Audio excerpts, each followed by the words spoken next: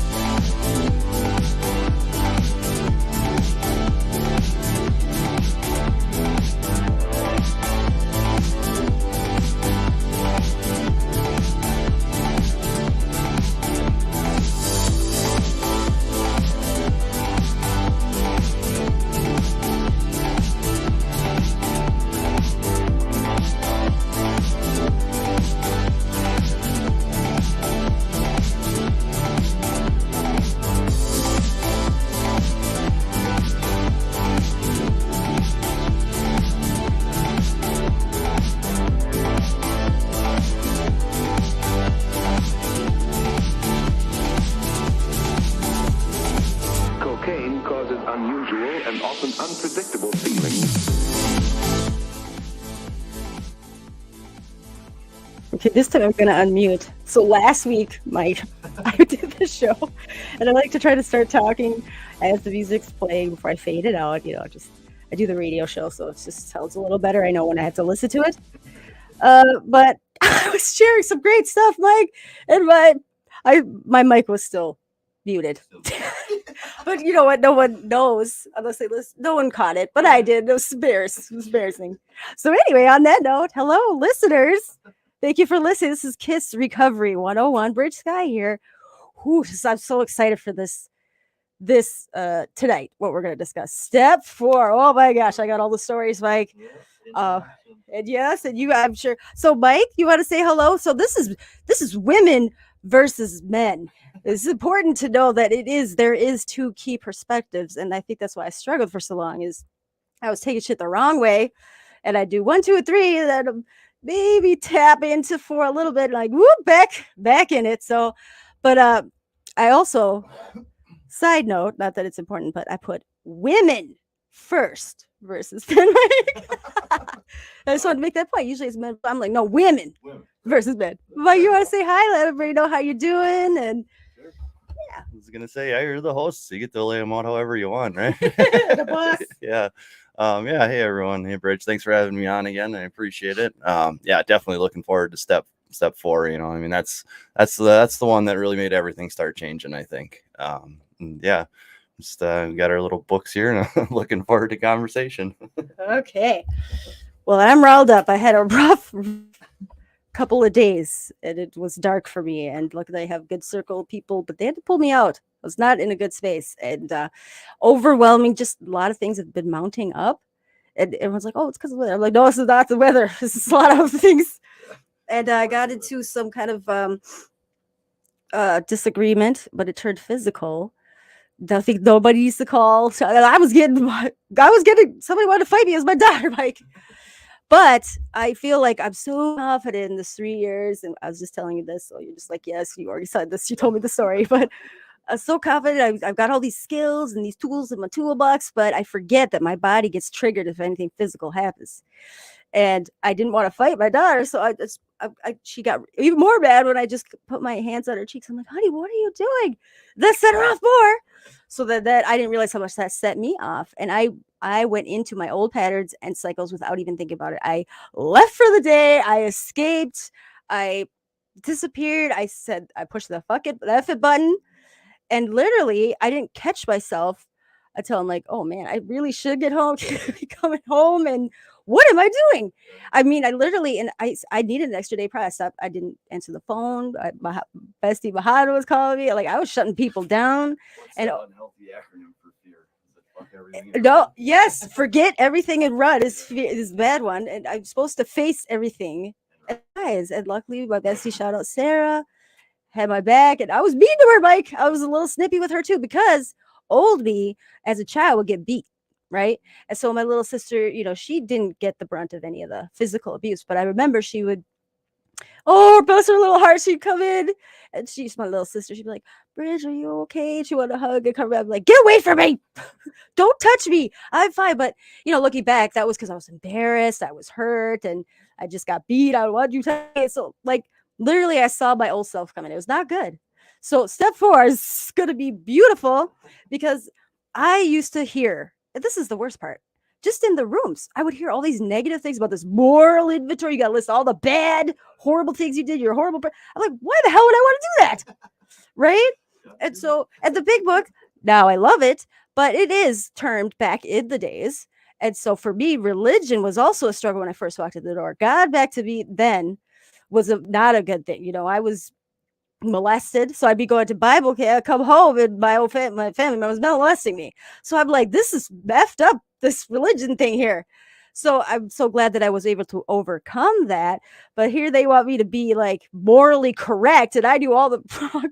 I do the opposite. I grew up in the opposite of that environment. So, but the women's way changed my life, Mike.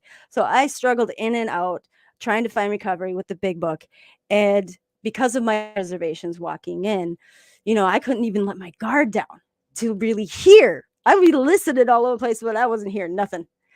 But the women's way softened my little heart, my cold, dead heart. And just the way, especially step 4, I still read the same paragraph over and over every time I do a workshop, every time I lead a meeting, and we're talking on step 4, back to basics. Even though I ain't back to basics, I go into Stephanie Covington's A Women's Way Through the 12 Steps and I read this paragraph. I'm excited to share that. Listeners, I forgot, it's live for a reason.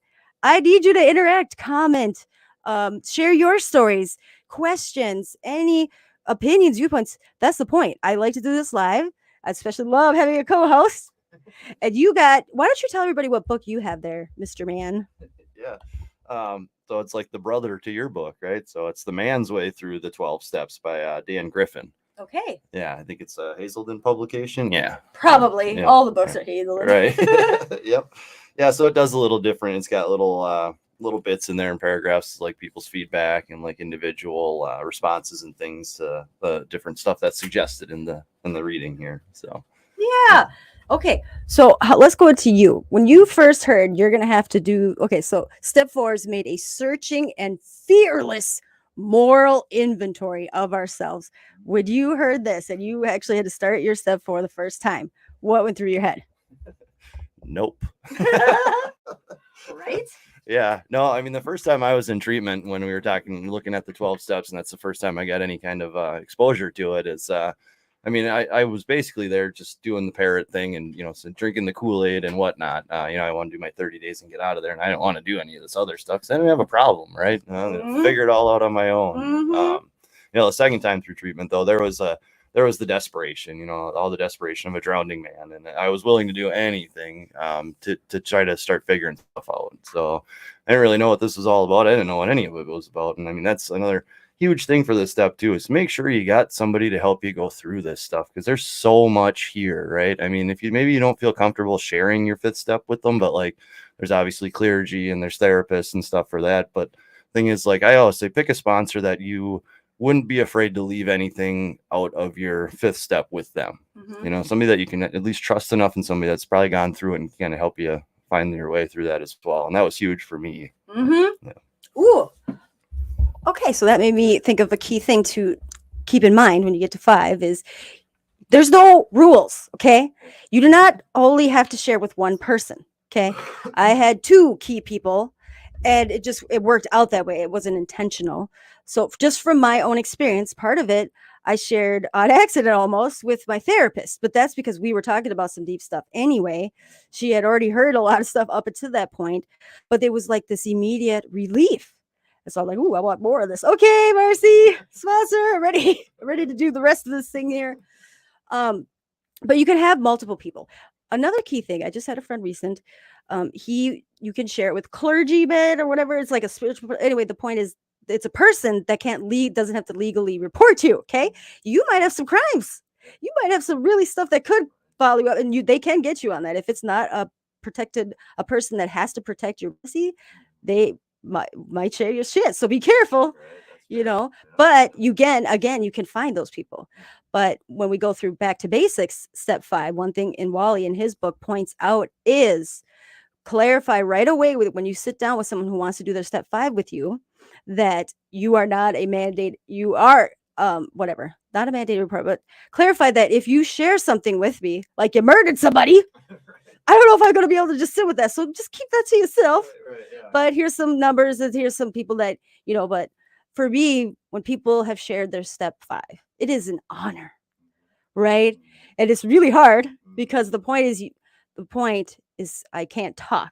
And I remember sitting in that chair, and well, actually for me, that was great. I didn't want a response. All right. But I know there's so many times when the sponsee, or just I've had they weren't my sponsee, but they wanted to share their 5 with me. They're like, so, they're looking for feedback. I'm like, I'm just here to listen. And in my head, I'm like, oh, I want to say something. I want to hug you or tell you whatever. But I have to, I wait till they're done, because that's the point, is this is the moment. So anyway. Oh, did you have something else to share? Go ahead. Yeah, no, absolutely. That brought up something I was thinking about too. And then that 5th step, the first time I did that with the sponsee, I sat down and I told him, I said, I don't want you to think I'm like appalled or like beside myself with the things you're telling me, but I am going to make a point of being quiet until you're done. Yes. So like, don't think that there's something weird or I don't know what to say. I'm just giving you a chance to get it all out of there. Thing is, I did kind of fail though, I think, because I let him go through all of it, and I was kind of going back and forth on whether or not, like what I should pick out of there. And it was one of those things where he never really found his part in any of it. And I didn't say anything at the time, because I just kind of did what my sponsor did with me and listened and just was there. And, I kind of feel like maybe I should have at the end of it kind of dove a little deeper into some of those things. But yeah, that was a lesson on that one. Okay, don't do that. Like, don't should have did this, should have did that, shit all over your plate. So, truthfully, I think everything in the moment is meant to how it's going to happen. And one of the key questions you're supposed to ask after you're done with the step 5 is to ask, hey, so now, what did you leave off that list? But just kidding, I don't even do that. But just the fact that they're even attempting it, okay, that's what I loved about Back to Basics. Is we weren't waiting for a list. We did one right in that workshop. We do it right away, get it done. That helps me realize I'm putting way too much thought into this and getting way too scared. When if I just started to get some of them off, it made me feel so much better. I'm like, I want more of this. So, and I think, again, even with myself, like, especially when I'm going through the steps, this is why I like sponsoring or being a mentor, is that, or sharing partner, what they're doing there for. I'm like, you know what? Actually, now that you mentioned that, I'm going to go ahead and do another step 4 on this thing I forgot about. Because I'm only 3 years in, and 17 years I was in the hole there. So there was a lot of stuff buried that will come to me just based on someone sharing their experience. I'm like, oh my gosh, I forgot I did that. Whoops. Yeah. It's just a good way to really process it. And sometimes the direct amends is needed. A lot of times it's not. So, but let's save that. Okay, I'm going to start reading. Okay, so step 4. And this is out of Women's Way. Made a searching and fearless moral inventory of ourselves. By the way, I hate the word moral. Okay.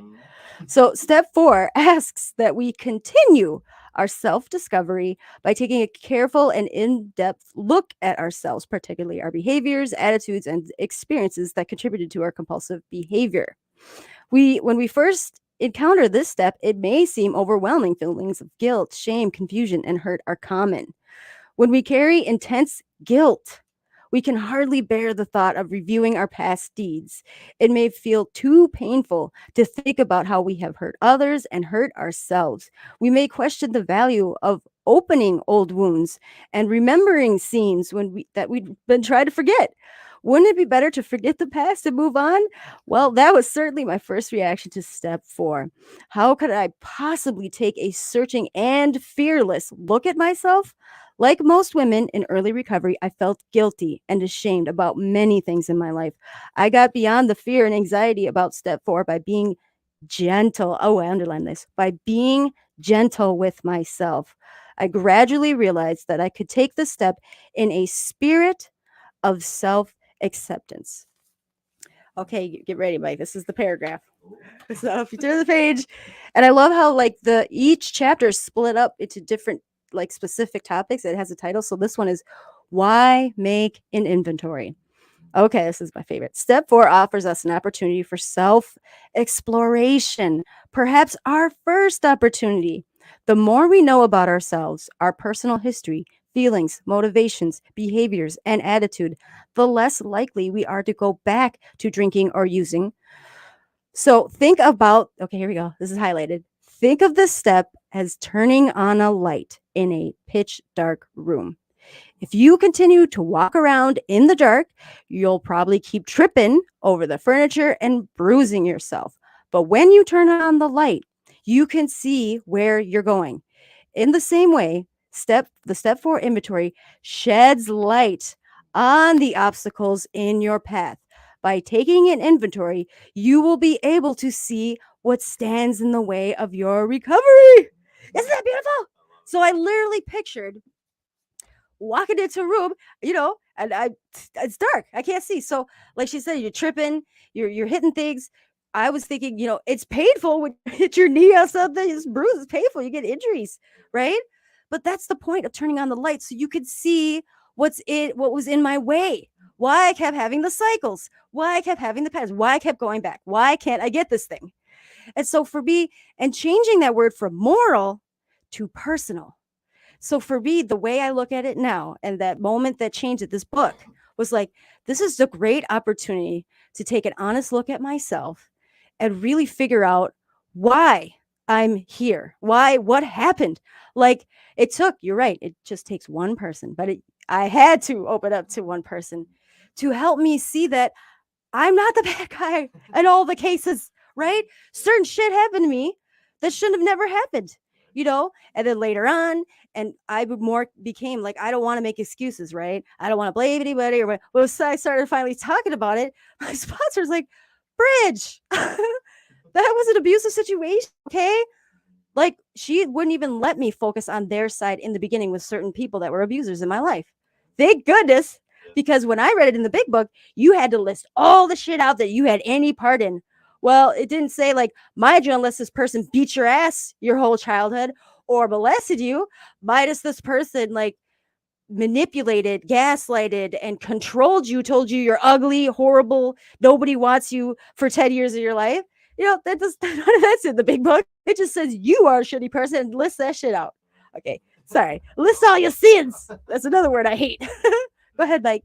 Yeah, no, I love that. I've heard the analogy, and I've used it a few times too in that whole 4-step, and like it's shining a light in those dark corners, right? Or like pulling the skeletons out of the closet and dancing with them, and then kicking them out for good, like one of those kind of things too. And I made that analogy as well too, is in reference like the resentments and stuff, which I think we're gonna get there, right? But like the read what you got highlighted there. Yeah, well, so this is the shame part of it, right? So it's talking about shame is a very powerful mix of emotions that says there's something deeply wrong with you as a person.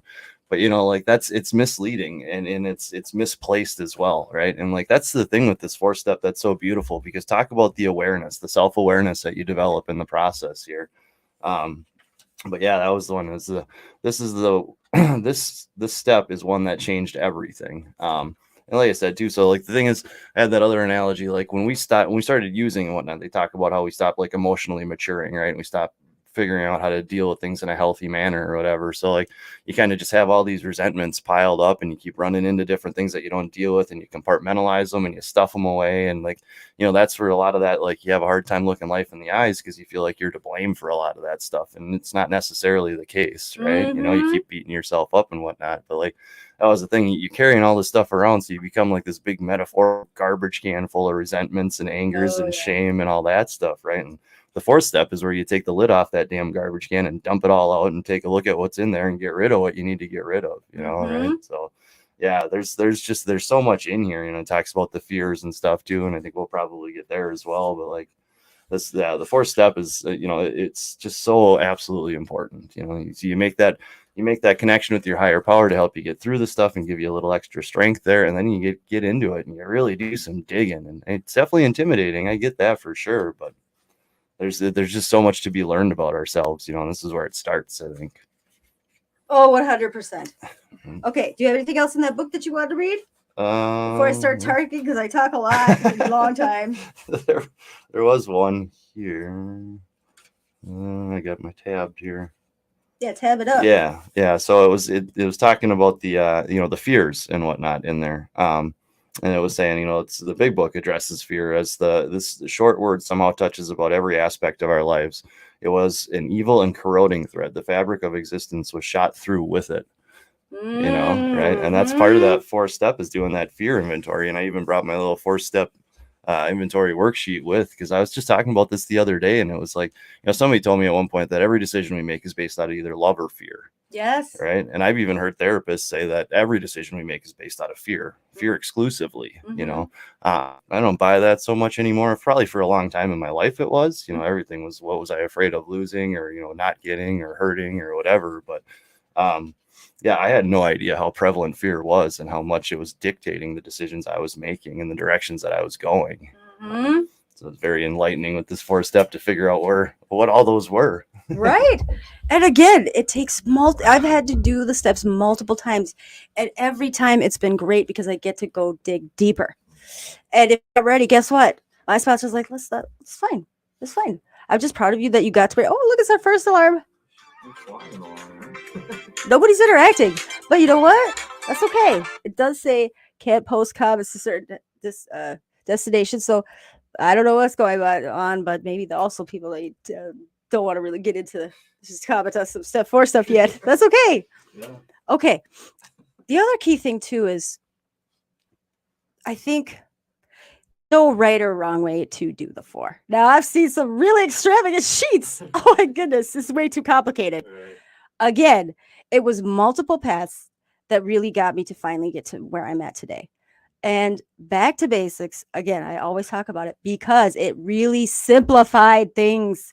I was thoroughly trying to do everything. And back to basics really just helped me get this beautiful like overview that I could stop like making it so complicated and heavy. And a lot of people do that. And so yes, if you find you're not connecting with that sponsor for whatever reason, maybe you start to feel judged, maybe you're starting to feel like their tone of voice, like that's another thing. Like this is step 5. I don't talk because I don't want to just, you know, I know I was in a vulnerable state. It's very sensitive, highly overly sensitive. You look at me wrong, just kidding. Your breathing changes. No, just kidding. But seriously, like, you gotta watch your tone of voice, because just in interactions in life, it's like I've said something in tone for whatever reason was taken the wrong way, but because that person was having that day, they want to fight me. No, I'm just kidding. But seriously, it could set anybody off. So like that's why it's important to just listen. And like my Barcy, like it was my first time really doing it like officially. And I had done it before with other sponsors. I did the sponsor shuffle a few times. Okay. I did a letter. I've done writing stuff down. I did what I could at that point. Right. But I never felt like it was enough. I always felt I'm doing it wrong. And so like with my sponsor, Marcy, it was wonderful because, okay, Mike, I shared some really heavy skeletons that I never thought I was going to share. And I was waiting for her to judge me. I was waiting for her face to change. I was waiting for her to just be disgusted with the sight of me. Like, because, you know, when I looked in the mirror, that's what I saw. And so I wouldn't even look up at her until like I finished one, and I'd look up to see if she was like, I didn't look up once. And I got this conditional, like beautiful, loving, supportive face, you know? I've had so many faces of people with judgment. You know that look, steak face. But she just kept just so beautiful, you know? And like and it was awkward side. I'm like, you got nothing to say after what I just told you. Right. It's that bad. You don't want to get up and leave. Right. So it was really great. So it's key if you don't connect. Like I would have shared the stuff that I shared with my therapist sponsor. But at that point, there was no need. Okay, it was heavy already. I got it done. I don't need to redo it. You know, and if she ever asked me, and to this day, if anybody ever asked me, I'm fine with sharing that now. Oh, but 3 years ago, hell no. I thought I would go to the grave with those things. We're only as sick as our secrets. We're only as sick as our, and they keep us sick. Right. And the only way to get rid of darkness is what? Turn on the light. Yeah, there you go. That's right. Okay. Do you have something else you wanted to share? No, I was just laughing because like it was the exact same experience with my sponsor. Like I Yeah, didn't look tap up to the once. mic. Yeah, I was just laughing when Bridget was sharing that because it was the exact same experience for my 5th step with my sponsor. Is that like I didn't look up the entire time. I probably had 3-4 sheets of paper all written down on, and I just page down, face down, went through every one of them, and I very sheepishly like looked up when I was done. Like I was fully expecting him to just be gone. Maybe he just couldn't take it anymore. I threw too much at him. He's just sitting there with a delightful little grin on his face, and he's like, "Yeah, okay. Is there anything else?" I'm like, Yeah. Like what? No, I thought you were gonna just be like on your way out of here. Like no, it wasn't like that at all. That's the thing. I think we. They were talking about the judgment and the stink eye and whatnot. I've come to realize like I don't really care if other people judge me because I know I'm going to judge myself harder than anybody else ever can anyway, right? Mhm. And that's the shit we sit there with and we go over and over and over in our heads. So like by the time somebody else, if they've got an opinion, it's not really any of my business, right? Like Yeah. I'll do my own thing as long as I'm not hurting anybody else or putting a negative impact on somebody. Then I'll do my own judging of myself. Yes. Oh, yes. I'll judge myself way worse than anybody. So, okay. Now, here's the other key life-changing thing in this chapter, in this book, that really turned things around for me, okay? Like you were just saying, this works out perfectly to go into what So I had already beaten myself up so badly. Okay, I hated myself. I thought I was the ugliest, sickest person, and so that's why I think I'd be so triggered when I had some judgment to say on me. First of all, like, who you judging? And I didn't need that. I didn't need to hear that. I already knew what a shitty person and all the shitty things I did, right? And so one of the words that bothered me in the big book is defects. You see it a lot, defects of character. I'm like, defective? I got to point out why I'm a defective human being. Thanks a lot. Defects, ick. So, yes. So here's what's great in this book. So if you go on page 62, it starts with the search for defects. Oh, I love this. Oh, this gives me goosebumps on this. It says, writing an inventory would probably seem less threatening if it weren't for the word moral.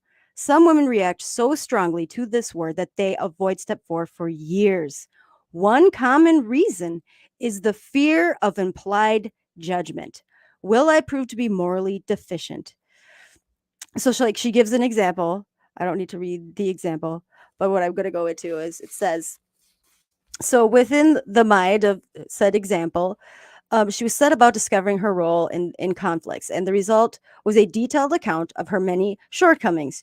She concluded that her main faults were pride, anger, fearfulness, and jealousy, all of which contribute to daily unhappiness in her life.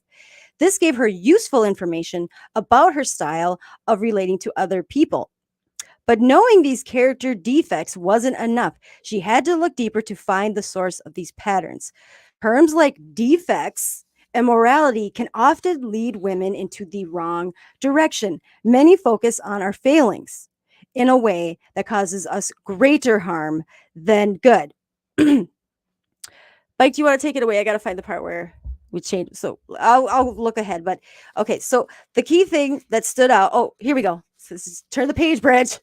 So creating new approaches to self-examination. So as more and more women search for, and again, this says women, but for real, everybody, men and women, as more and more people search for personal meaning and relevance in the steps, we are creating new ways of understanding and using the inventory of step 4. These new approaches respond to our tendency to be self-critical, as well as to our fears of judgment that may inhibit a full and insightful exploration of ourselves. So, Julia has taken a different approach to her inventory, finding it more useful to think about defenses rather than defects. She avoids the term defects because it reminds her of a defective car that's going to be recalled. So, what she does, too often we internalize these messages of inadequacy and inherent defect, and we believe them to be true. But the 12 steps can actually help us let go of these faulty beliefs about ourselves. So, Julia, I'll just say Bridge was self protective and defensive. She didn't want to let anyone close enough to see how she really felt inside. Her defenses had built up over a lifetime, starting in childhood. Oh, I just want to cry.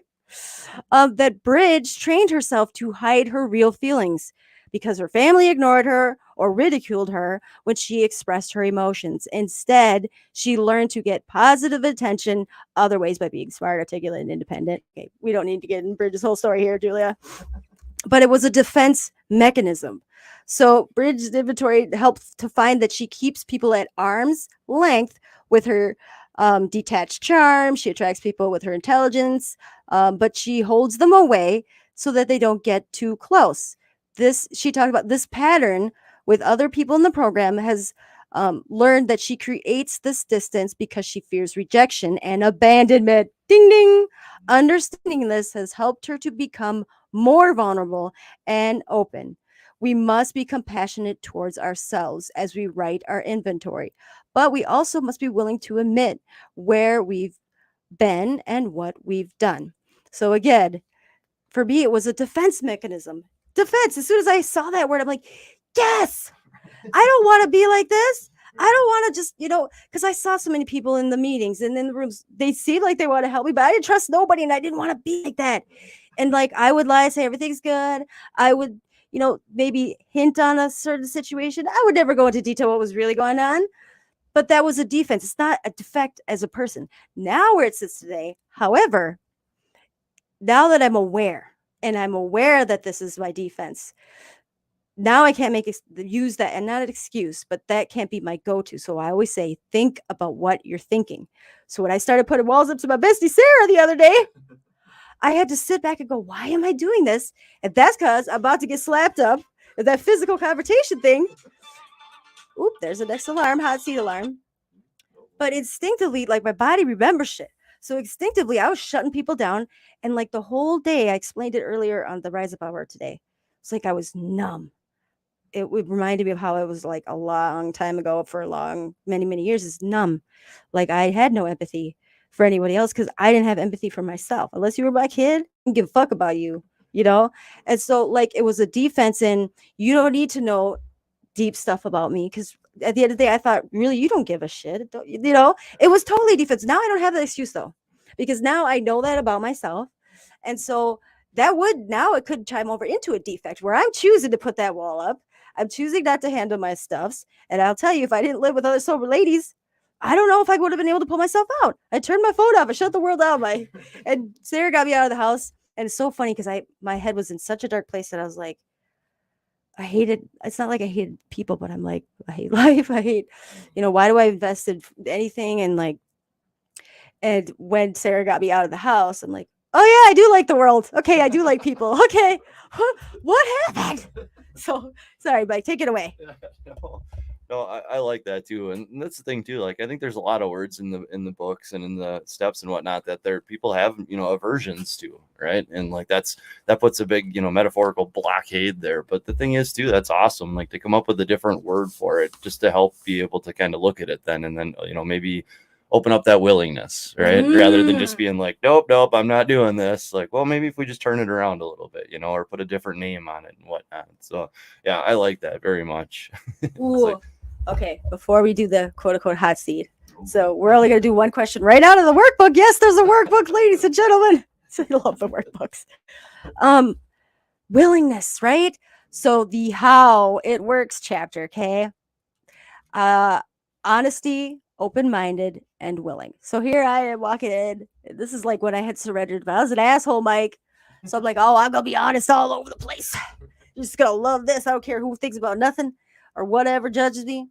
So I thought, I'm open, I'm willing, I'm going to be honest. But at the end of the day, I was so used to shutting down, so used to putting up walls.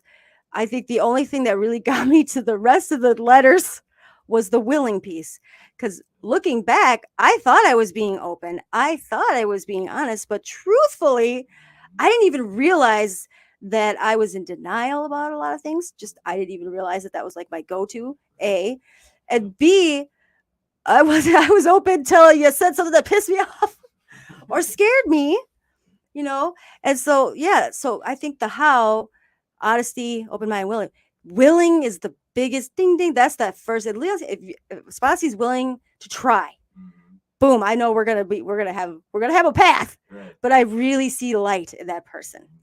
But because for me, like I said, I thought I was being honest. I thought I was being open, but it wasn't until I started really getting into that dark room and turned on. Maybe I wasn't turned on the full lights, Mike, but I had a flashlight. Ooh, that looks scary. Oh, maybe that was not so scary. Let's do this side. That corner, I'll stay away from that corner for a minute. But that willing piece really got me to really start being able to turn on those lights, the dimmer lights. Right. Okay, you look like you want to say something else. No, yeah, I was just gonna touch on the willingness thing too. Yeah, absolutely. I Yeah. mean, like willingness is all we need to get started a lot of times, right? And the thing is, like, we can't get started without it, Ah, right? yes. Like, Oh my God. oh, nice. What you got going on there? Freaking free apps. Right.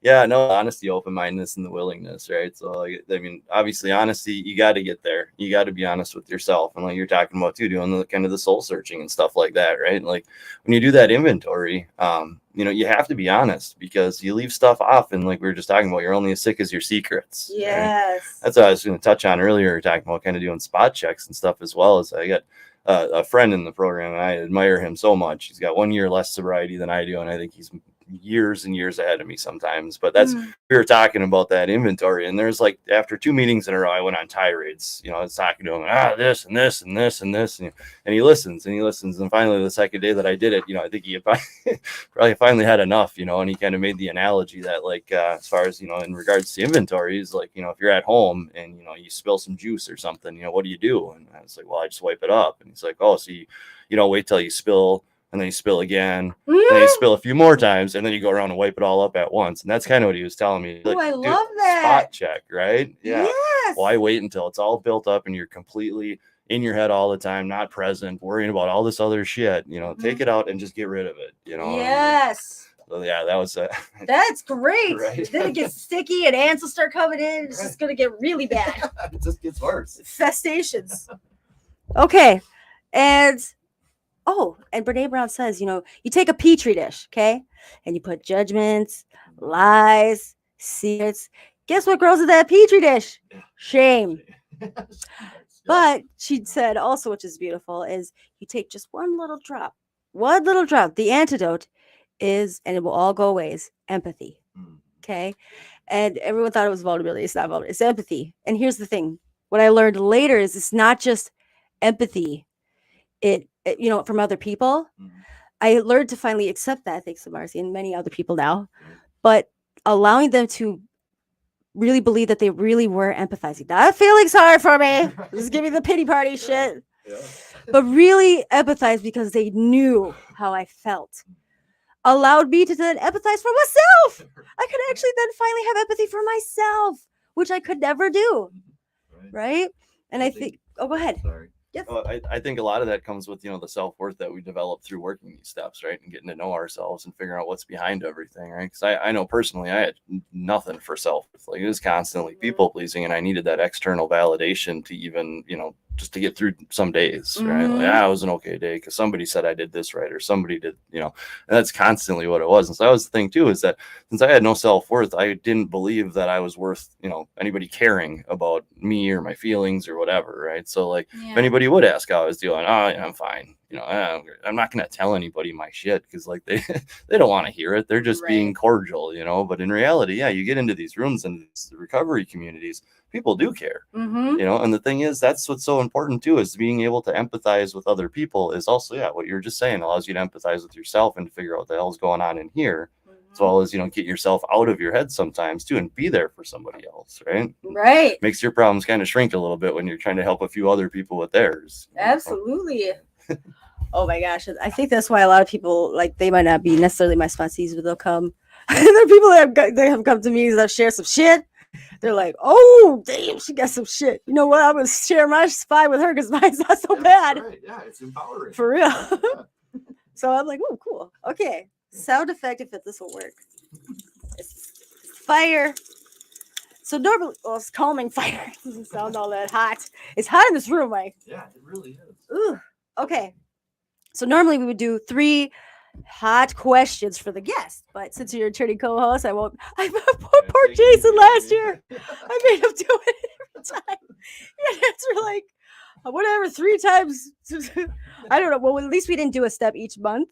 We broke it like quarterly, but still, that's like 12 questions, hot questions. So I didn't figure that out till the end there. I'm like, yeah, no, I'm not going to do that to you, Mike. But I thought to keep it fair, we will ask one question out of the workbook tied to this step. And I'm actually going to go right for the first question because I love this one in the workbook. It actually has you do columns and stuff. So it took time for me to even start doing the list. So when I was able to really do this list, resentments, we're going to talk about that. Resentments are premeditated expectations. Love that. Absolutely. Anytime I start expecting somebody, it might be meaning well or whatever, and they don't follow through, doesn't mean it could be a resentment. So that's why I just try not to have no expectations. But what is the opposite to resentment? Do you remember? Resentment? Yeah. Phrase? So you know how you have like the liabilities and assets. So like fear, the opposite is faith. That is forgiveness. Okay. Okay, this is whatever. I always do these in the workshops. Yeah. But going into that, but the number one offender is resentments on these lists, right? Here's the thing: as a female, and I know a lot of females listening to this right now, that wasn't a big thing for me. Okay, if I had a lot of resentments, guess who they were at? My fucking self. Right, yeah. I had no resentments. I blame myself. Right. So it was just they'd Shoulda, go on shoulda, preaching, shoulda, right, like- list all the things and blah blah blah. Like, but I already ate myself, so it's so hard. Keep piling it in. Yes. Just keep piling it in. And here's the funny thing: fear. Okay, I have always been more of an independent person. I've had all these like concrete walls for a reason because that's gonna scare me. I'm gonna make sure of that. However, Wally in the Back to Basics, and they talk about it in women too, is there's different questions. You could have a fear of losing something. You could have a fear. So just hearing that, I'm like, oh shit, yeah, that's true. I don't want to lose my kids. I don't want to lose this. I don't want to lose that. Important things, not my car, not my house. Like at the end of the day, when I lost the kids, I was like, I was about to say, forget it. I don't care about anything. A job, car, none of that mattered. The house, I was like, I'm about to go away. So, but yeah, that's why resentment is number one offender. Yeah, maybe against myself, but I couldn't connect with that. Okay, so in the Women's Way, burning hot seat question. You ready? I'm just going to read a little bit so you understand. So this is a little backstory to this question. So it says 2 important questions that are raised in step 4. What does it mean to be fearless? And what does it mean to take an inventory of ourselves? Fear is exactly the reaction many women have to the idea of taking a self-inventory. It brings up images of judgment, of being tried and guilty. It's more helpful to see a self-inventory as a kind of thorough house cleaning most homes need from time to time. I love your juice analogy there. It's a chance to sort through things, deciding what to keep and what to toss. It's a self-exploration and a chance to discover, who am I? Like, I didn't even realize after I got through the steps and really started getting to myself, I didn't even know who I was. Right. I don't know what I like. I don't even know what brings me joy, except my kids. So the fearlessness step asks for is not a lack of fear. If you wait until you feel no fear, you'll probably never begin your inventory. What you need for this step is courage. The word courage comes from the Latin word for heart. Courage means strength of heart.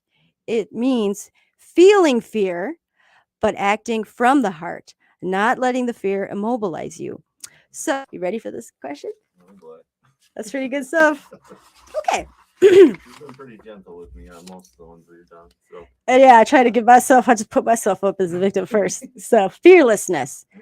So, what goes through your mind when you think about taking an inventory of yourself? So, when you answer that question, do you see any realistic concerns that you should take seriously? And if so, what action can you respond to? So I'm going to give this person's example before I put myself on the table. It said, an example. So any realistic concerns? It said, instead of trying to plow through my inventory in one sitting, I need to work on it a little each week right before I go to the meeting where I have friends. Beautiful. Okay. That was another thing I did. Like, I make this list, I write all this shit down, and then I planned to go meet with my sponsor 3 days later. Ooh, that was harsh. And luckily I called her because I started losing my shit. I didn't even realize that was the cause, that I had all these things I needed to let them go. I was carrying them around. I was saying, can we bump this up? Because I think I'm losing it. Like, I feel like I'm going to go back out at the end of the day. And so she did. And luckily that was it. But I had just in my mind relived all these horrible things that had happened. And I was sitting on them. They just kept popping up. So until I was able to talk to her. So what I like about the question, so think about it. You could take your like previous experience. Do you have one that comes to mind right away that you want to share? Because I was thinking what I would like to do today, present moment. Again, Mike, I just had a terrible, terrible Friday. I don't even think it was Friday. It might have been Thursday. It's such a blur. But I would say, so goes through my mind when I'm thinking about, so immediately, like when that situation happened, in my head, when I would even let myself. So I took action. I ran away. I was distracting myself. I went to my shopping addiction. Luckily, I'm broke. Just look at clearance. Yes, I couldn't buy anything really, but just finding excuses to stay away. There'd be glimpses of, I'm such a bad mom. Like, she doesn't have what she's been asking for. Like, she just wants some cute sweatpants. But I was like, no, we need cereal instead. Whatever. But I also like, maybe I don't even remember. Maybe I bought my fancy shampoo instead of the fucking pants. So then I spent a lot of time beating myself up. I've spent, I haven't been taking 20 minutes a freaking night to check in on her. And I was blaming myself. Like, I should just give up. Like, she's going through her teenage, whatever. I'm trying to sit down with her. Like, no, I don't want to do this. I'm just like, I don't know. I don't deal with rejection. But I'm like, fine, whatever. Enjoy your night. I don't say it like that. But, I could have taken extra moments. I know my daughter very well. I could have easily, again, the point is, it's very easy for me to beat myself up. Sure. So taking an inventory of myself finally, like the next day, I was like, I still feel like I'm not worthy sometimes. I still feel like I'm not good enough. I still feel like, yeah, definitely like I'm not worthy of love, like my kids deserve better, blah, blah, blah, but it takes 2 seconds to say those things out loud to anybody else. And they're like, stop it. No, but Sarah was like, Bridge, come on. You're not looking at the whole picture. But in that moment, when I see someone that I love, that's what impacted me. This could have been anybody else and I'd have been just fine slapping their ass up against the wall, right? But because it was my baby, and I didn't recognize her in that moment, let me mind you, this is over phone addiction. That's real stuff. Okay. Just the glaze in her eyes. I've seen it before in very, very scary spot. But this is my baby. And me just saying, I love you. What's going on? Like, it made her more mad at me. Then I was like, well, okay. So that's my example. Anything pop into your head? Did you hear that alarm go off? Yeah. Okay. I'm so happy the memes are coming here. Right. Get to the memes. Yeah. I think, just thinking about doing the inventory and doing a thorough one again. I just did one about 6 months ago now, and it was awesome. But the thing is too, like, getting into it was, I think I was a little afraid that there were some things that I was going to have to revisit that maybe I had told myself that I had kind of found closure on and that I was okay with, and I was going to have to revisit those, right? And like picking scabs kind of a thing. There wasn't too much of that, but the thing is, like sometimes you're doing your check on a daily basis, you put stuff away, you find your way to a solution or however you need to handle that. But yeah, then going through it and actually putting it on paper and looking at it, that's why I love to journal and stuff too, because I get so much flying around in the head sometimes. You put it on paper, well, there it is, right? You can sit there and look at it, and see like, what did I write down? What was I thinking? What were the feelings involved in all that too? So I think, yeah, when you asked that, I think the first thing that came up was like, yeah, maybe, there's some things that maybe I felt like I had, processed and put away, and maybe I didn't away, some of that came up. Yes. And what's beautiful is this is a list for me. This is a list for yourself. Okay. That's another beautiful thing. It's just to help me learn and whatever. So, and what's wonderful is by the time you get to 8 and 9, where you actually have to go do some stuff, men's and all that, a lot of times, well, in my own personal journey, but a lot of times I've also seen that there wasn't even a need for an amends. A lot of those things that were on that list, because just getting them out, that in itself was a release.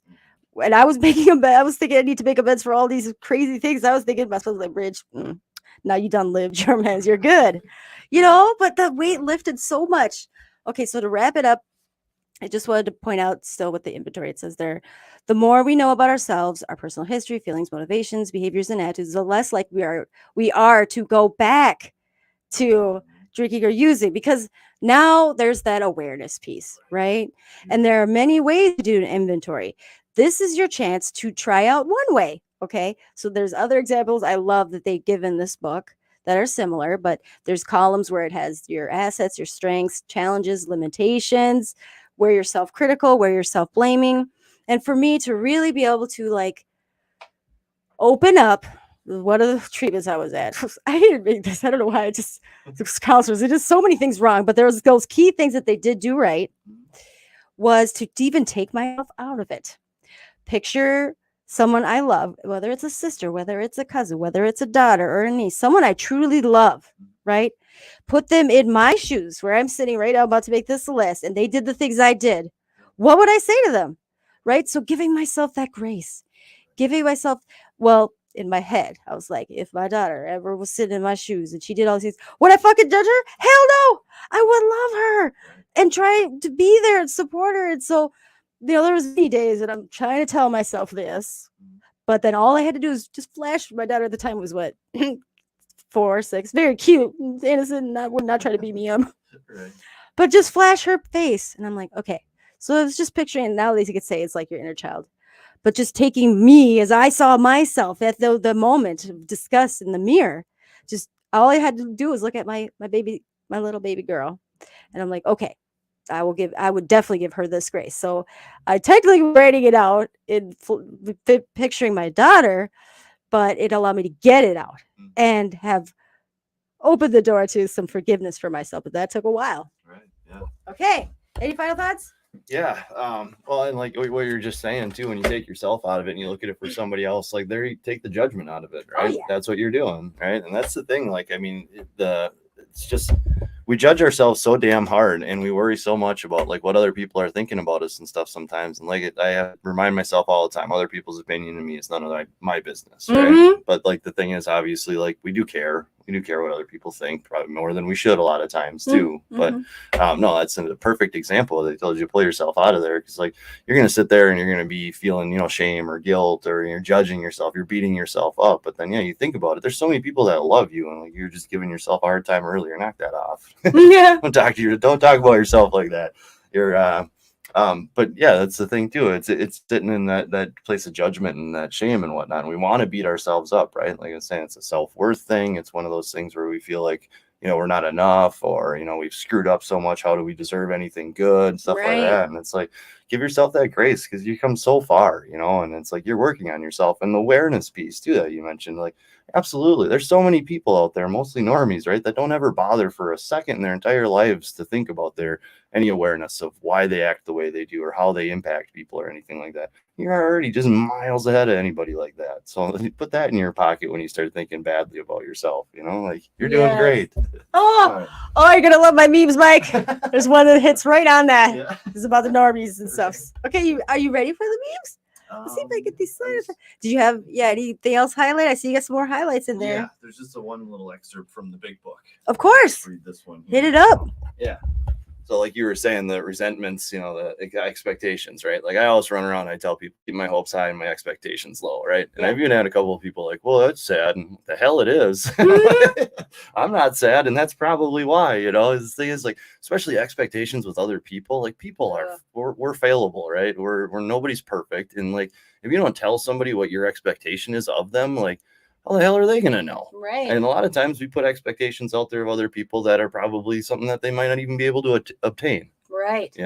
And so then, we're going to sit there and like, there was one time when I was in group in treatment, and there was a guy and he was talking about like, well, I expected my mom to react like this. And I expected it and blah, blah. And he just nothing but expectations. And he was so pissed that day. And I was like, wow, you only imagine if you just didn't have expectations for how everyone was supposed to react to you, and kind of just stopped. I'm like, all right.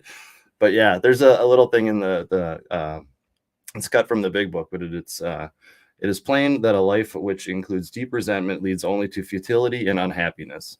To the precise extent that we permit these, do we squander the hours that might have been worthwhile. For when harboring such feelings, we shut ourselves off from the sunlight of the spirit. If we were to live, we had to be free of anger. The grouch and the brainstorm are not for us. They may be dubious luxuries of normal men, but for alcoholics, these things are poison. Right? And that's what it's saying. It's like resentment is like taking poison and expecting the other person to get sick. Yes. Oh, yes. And Jason, he gives that analogy. It's like you have a hot coal in your hand, you're about to throw at somebody else. Well, it's burn your fucking hand. Right, yeah. So you're injuring yourself.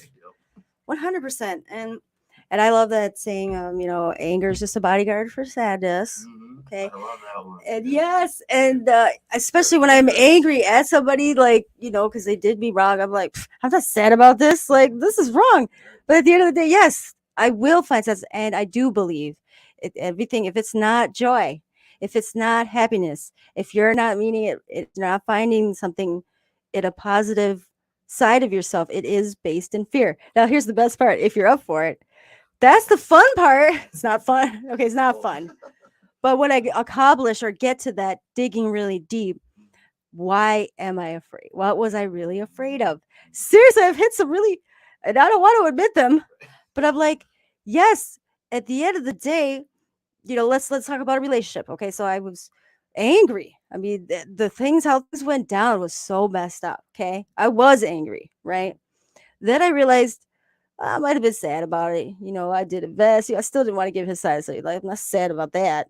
I'm sad that I gave so much time. I'm sad that whatever, because to be defensive. When I sat down, I was like really trying to dig deep. Like, but what was fear in this? Come on. Like, really, here's the aha moment was, Mike, I realized this, and I realized this very recently was it came down to the rooted fear of being abandoned.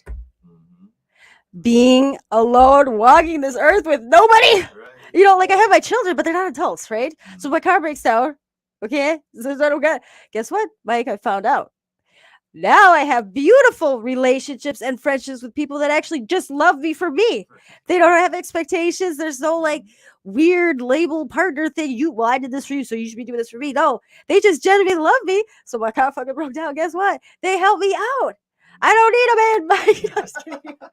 But seriously, like that was at the root of it. Was like there was that fear of I messed this up again. Something's wrong with me. I'm gonna be alone. But because I'm sure you've gotten a flat or you're stranded or something. For me, Mike, I've never really had people. I never had family before recovery. Okay, I couldn't just call my mom and dad. I could. See, I'm getting at you with that. I could just call someone to come be here because I had nobody, especially when I got divorced. So when I was still holding on to that very toxic relationship, at the end of the day, the deep-rooted fear that I picked out of it was that fear of abandonment, that fear of failure again. Here I go. I'm defective. Just kidding. So, but no, I'm so happy that I've been able to surrender and really open myself up and really allow and focus on those genuine relationships. I don't got the word relationship. That's romance. Right. Hell no. Relationship doesn't even mean that to me anymore. Well, there doesn't have to be intimacy to be a relationship. I avoid it initially, at least in the beginning. They complicate things for sure. Yeah. Oh, but they're fun things. I'll admit. I heard one time that the anger is sadness that had no place to go for a long time. Oh, say that again. So I've heard it said that anger is sadness that had no place to go for a very long time. Yes. Whoa, you are psychic, Mike. Wait to see these memes. Oh boy. You will tell my week. Okay, it's meme time.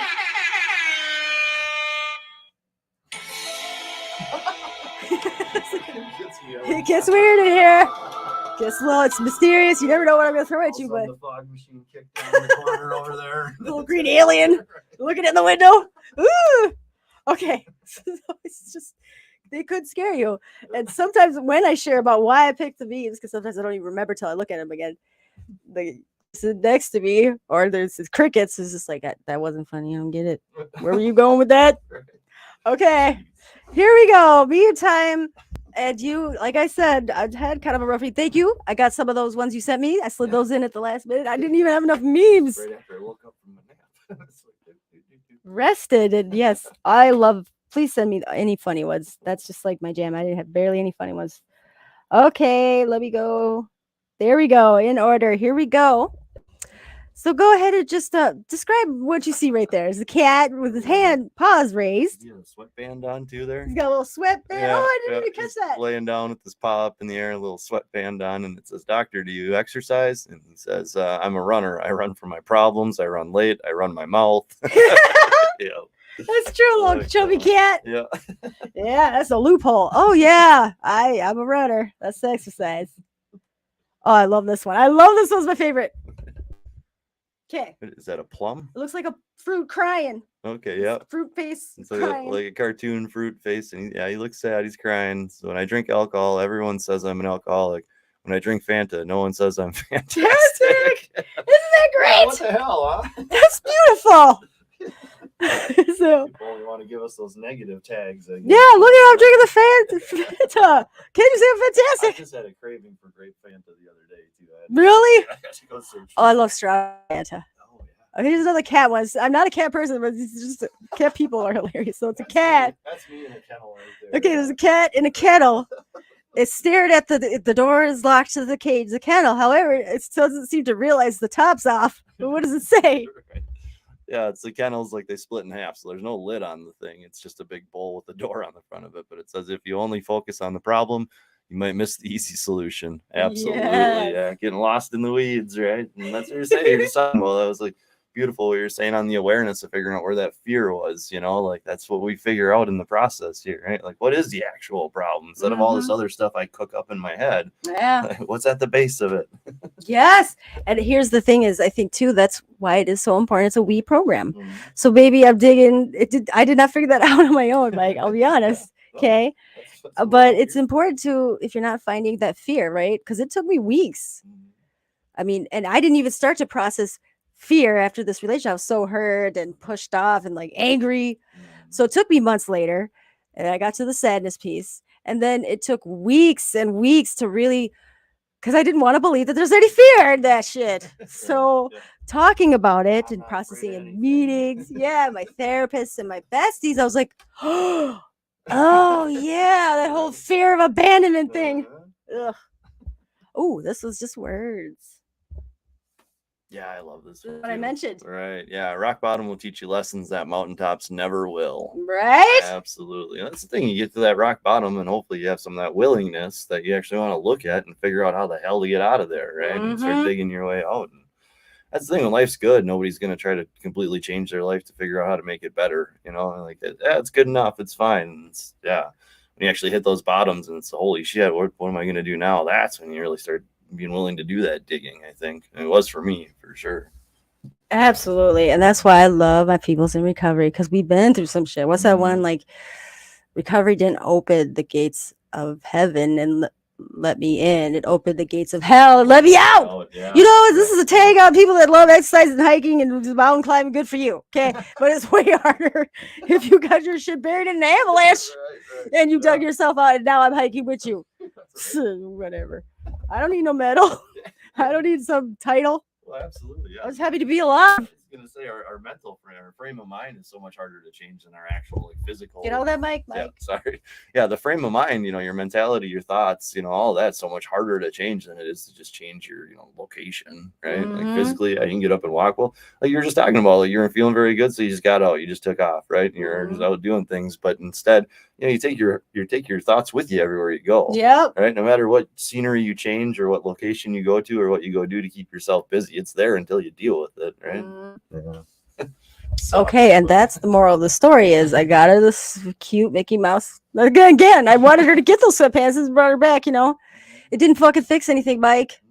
And my bestie Sarah, she's wonderful. So she found this cool journal that I fill out the side, she fills out the side. It didn't work, Mike. Although she was really great. Yes, the past couple of days she's been actually in her way. She's just like me. Through action, she's been wonderful, helping me with dog, helping me with still being kind of mean and rude, not wanting to talk. But you know, I'm the one trying to talk. She's just like me, still doing just out of her way sweet things to help, but still just kind of being a jerk about it. Because she won't let me. I just want to sit down and hug her and hold her in my arms. Okay, not all that, but I just want to have a conversation with her. I know, but no, she's at her dad's tonight, Mike. But that's okay because I know that's fine. She needs that time with him. It's gonna be addressed. But guess what I'm gonna do? I'm gonna take that little journal and I'm gonna fill it out. Right. I'm gonna make it so awesome that she's gonna be like, oh, fine, I'll have to do this side because she's very creative. She's gonna have to one up me, Sure. Then you're gonna pause. What's the practice awareness until spirituality emerges? Yeah, that's what yes. It was. Yeah. Throw the pause in there. Oh, I love this one. What was that show? I can't remember what he was on. It was like a runway top model. He was one of the judges. I love this guy. And so he's got his hand up, like, just looks like, oh, it's shock. Oh, how devastated. What does it say? Me? Yeah, he looks a little shocked or concerned there, kind of looking out of the corner of his eyes. And he's saying, I'm guessing I should probably have about $200 left. And then the bank account, $3.62. Then me is his expression. Oh, that happens to me a lot. That happens to me a lot because I'll forget. Yeah. Dang it, Netflix took out again. Yeah, right. Oh, there goes the like Amazon or whatever. They're all little bills, but they all decide to come out at once. I haven't been checking for a few days. I'm like, oh yeah, I'm solid. I got $100. I have no dollars. Oh, dang it. What am I gonna do for gas? It's so funny. Oh yeah. Okay, just words. Can you read it or you want me to read it? Okay, it says, if punishment is the motivation, I may change my behavior for a moment. But if love is the motivation, I may change it forever. Paul Bain. Beautiful, right? Yeah, amen. And that thing I learned, like with spanking and hitting and all that. Here's the thing. If you're still spanking and hitting all the time, that's not working, right? Right. So, but for me, especially in recovery, when I found someone that just loved me and wasn't judging me and just let me just make my mistakes, Mars is the best. She had suggestions. But like I had been so used to not listening to people and proving you wrong, I would learn the hard way. Finally, I just realized, yeah, maybe I could take a suggestion. Let me think about it. And yeah, she was so wise. But she never made me feel like I had to do it this way or it wasn't going to work. But she knew. Right. Oh, this is yours. Yeah. Okay, that's Chandler. Describe his expression. Yeah, he looks pretty upset. Mouth wide open. He must have been yelling, probably. Yeah. Right? Yeah. And says, yelling at Joey. Right. Yeah. Right. Me to my life always. And then it's saying, please, one ridiculous problem at a time. Oh my goodness. Right.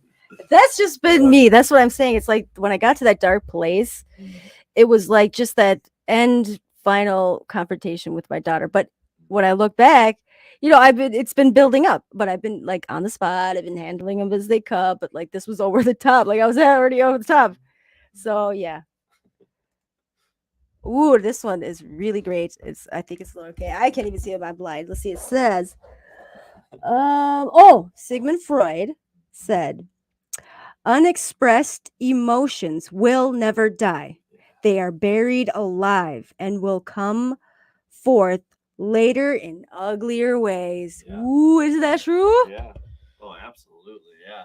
That's the thing, right? So that's all about what we're doing tonight, the fourth step here. You've got all this stuff that you buried away or you've sat with for years and you didn't deal with properly, and like it's stuff like it'll come out of nowhere and you'll blow up on somebody, right? And you're like, where the hell did that come from? It's kind of like you're mentioning too, like it might be from a trigger from years, decades, prior, and it's still sitting in there and it's still kind of that open wound a little bit, right? And so like somebody just did that one little thing that just poked it and boom, oh yeah, exploded. Right? It's one of those things, right? Like running around bleeding on people that didn't cut you. Yeah. Right. Like I love that one because I have to remind myself of that all the time. If like somebody pisses me off or I find something unacceptable, right? I know that's within me, but say I haven't found my conclusion or my solution on that yet. And then I run into somebody else and they're like, hey, how are you? And I snap at them like, man, that sucks, right? Then I feel bad, I think you kind of touched on it earlier, and I was going to mention that too, is that they talk about, like through these steps and the changed behavior, a different way of living means fewer amends later on. Right? Yes. Save us from some of that. Oh, please. Okay. Oh, I cannot wait for this. There's one more after this. This is another one you shared. Yeah. Go ahead and read. This is beautiful. Actually, I had to share this one. I share this with a lot of people, Mike. Yeah. So accurate. I would say I got a lot of mileage out of this one. It's fucking hilarious. But yeah, my toxic trait is telling people I'm down for anything when in reality, I mean, not after 8 p.m. Food should be involved. And it also depends on the weather, the parking situation, and how tired I am. But I'm down for anything. Yeah. And here's the go-to that really stuck out. Food's just a bonus. I'm always like, oh, are we gonna eat? Is the food wrong? Okay, that just adds it. But when the main question I will ask, especially if somebody wants to go into this like Minneapolis or anywhere that's more in a downtown area, I'm like, how's the parking? What's the parking like? And I know it makes me like ages me or whatever, but seriously, parking is the anxiety for me. And so yeah, if you don't got a parking hookup, they're like, oh, I think it's some meters, or yeah, you just park a couple hours. I'm like, nah, I'll pass. You got a virtual option? Yeah, that's what I had plans on Friday. I was gonna go see a show in Minneapolis on Friday, and I canceled because it was like, well, the weather looked like it was gonna suck by the time the show was done. Parking was gonna be a pain in the ass anyway. Yeah. Friday was a long day. I was kind of tired. So Yes. I've got all the conditions that I can properly cancel. Oh, and here's the solution. Okay, remember, like this just happened on Friday. It was terrible, and I was pushing people. But my bestie Sarah's so amazing. She for it in a good way. So I had all the reasons. This is going to be bad weather. I didn't have a vehicle. And parking I knew was going to be garbage because it's downtown St. Paul. Guess what? Sarah drove. Nice. She drove home in a blizzard. But I got to go see a play, which was so awesome. It was really great play. And it just totally like rejuvenated me. And those are the friends that you have to have, especially when you're done. When my light's so dim, she could come in with her bright ass light, and then I feel like a little more light again. Yeah. She literally kidnapped me. I love it. Last one. Ooh, I love this one. Is it too small? Can you read it? So it's a really cool picture, kind of with the yin yang, and there's the sunlight on the left side with somebody kind of openly embracing it, and on the right side, it's kind of more of a dusk scene, and it's a male and a female figures in there. It looks like kind of the tree of life wrapping around the side. This would be a cool tattoo. Yeah, no kidding. Huh? There's a lot going on there. It's beautiful. It says the path isn't a straight line. It's a spiral. You continually come back to things you thought you understood and see deeper truths. Oh, yeah. Mic drop. Seriously. And that's just what happened for me recently. And here's the best part. It's perfect timing because I've only had 2 sessions, but I got a new therapist that I found through. I knew of her already. I've not worked with her before. Guess what though? She already talked about she does EMDR. She knows muscle testing. Have you heard of that? Oh, wait till I get started doing that. Because I have a lot of things that I've blacked out and I don't remember. But now luckily the situation that happened Friday, luck again, I've already been able to I've talked all over the place. I'm sure people are sick of hearing about it now. This is all recorded. But with my friends too. But even still being able to talk about now that my therapist, who's trained in a lot of different things, maybe we could even dig deeper. But yeah, those things that I feel like I feel like until you're straight Buddha or you're monk or whatever, like in that moment, I could have just been Zen with her. I don't know how to do it. So it's like I got to come back to these things to learn how to reprocess them. I could have walked away, Mike. I could have, handled it totally different. And even though I'm proud of myself, I took that moment to create a cute little face. I was trying to shut it down with love, and it's not good. But it makes me see deeper into my spirit and my soul. Right. Yeah, once grown. That's exciting. Right. So, okay, Mike, any final thoughts? We're over time again. Big surprise. 9/11. What? That's a sign. It's probably gonna snow again soon. Do you have anything that triggers you? Like, the body keeps score, right? Okay, so there's a lot of things that maybe out of nowhere you feel triggered. Now, this is the first time that I had physically been triggered. Okay. Normally, if it's a mental component, I got the jump on everybody. This is okay. But when somebody physically, even my own daughter, especially my own daughter, touched me, it immediately set me off. I'll be honest. Like, part of my head was like, let's go. I'll go handle this. But she has no idea. I had many, Mom's a nice person. Okay. So part of me felt guilt because I did want to put her in her place in a sense. I mean, I can't imagine myself ever doing that. I don't care. I love her, but it did trigger my old days of fucking physically protecting myself. I will break your nose. Okay. I don't care if I don't scratch and pull hair. I'll go uppercut your ass. Kick your knees from behind, get you down. You ain't getting up. So I felt all kinds of shame with that. So is there anything like right now that somebody says or does? I know for me, I don't like seeing anybody be bullied. If I see someone picking on some adult, especially children, I don't know what it is. It's like I see red. And I will embarrass your ass.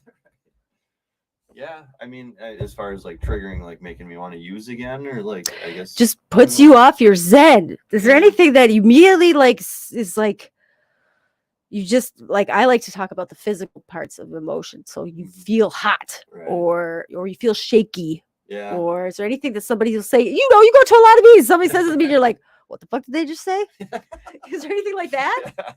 Yeah, there's been a few of those. You know, normally I figure out, you know, what meetings those people go to and just don't go back to that meeting. Yeah. But yeah, you know, the thing is, I think what really gets me now more than anything else, people that run around with just a complete selfish lack of awareness and how they come off on other people. You know, like there's definitely some people you run into in these programs, guys in particular, right? That they almost are bullies to the point of, you know, like you have to do this or this is how I did it, and this, you know, they're telling their opinion as if it's an absolutism or it's, you know, just 100% that's the way it's got to be, and that really rubs me the wrong way because, you know, for me it was hard at first, and the thing is, it is for everybody, right? Because we all want to be critically unique. Right. So if somebody comes at somebody else, like, you got to do it this way, you got to do it that, just because it works for you, be aware that it might not work the same for everybody else. You know, like if you're going to convey those opinions, make sure you convey them as opinions and follow it with this worked for me, or you have to do this, you know, statements. Like, right. Yeah. Yeah. Don't be preachy. Don't tell people what they have to do, but like if questions are asked, answer. But that is a big one for me. Yeah, there was this one guy in particular that went on this whole tirade, and we were talking about surrender or something, and that was the topic. And of course, higher power was part of everybody's share. And then it got to him, and he had to go on this huge tirade about how he doesn't need a higher power, and he's just fine, blah blah blah. And then he closes with, "Yeah, life sucks, I'll pass." Oh, geez. And like, yeah, just what are you doing here? You know? Do you have a sponsor? Right? Yeah. I don't know if it. Well, whatever. I'm not taking his inventory, but like that was just a good reminder that I had avoided meetings with that person in particular for a while, and I kind of accidentally went to that one. I was like, "Yep, well, that just solidifies that decision. That I'll make sure I'm not going to be letting them rent any space in any meetings I go to." Yeah. Well, and it just makes me wonder, like, who is their person? Because it sounds like they don't have a person. So here's the funny part: is I think I know who you're talking about, and ironically, that is the person that saved my life because I walked into a meeting, feelings meeting, and him and a few other people in that room did something so compassionate and simple, but that moment of they saw I lied in the meeting, like I was a big liar. Okay, it's not like I would directly lie, but I definitely would shield the truth, and I just was like, well, "These are tears of joy, I'm happy," whatever. They know they must have felt my energy, but they did something so small. I think I know who you're talking about, but you know, so that's why when I see him run around, and he's done actually really nice things for me, I'm just like, who's this person? I mean, I would step up to the plate, but again, he doesn't. I think he doesn't. He would take me seriously, but seriously, it's just like again, for agreements. I know when somebody has something going on, they're coming at me with stuff. There's something really going on with them, but they gotta be willing, like open and honest. Okay, I think that's a great way to end. Yeah, for sure. Okay, everybody, have a good night. Step 4, boom, done. And next month, step 5 is gonna be. Yeah, with multiple books. Right. I like big books. I cannot lie. It's important. Okay, and my favorite. I've got to get the. I like to take off the beam. And music.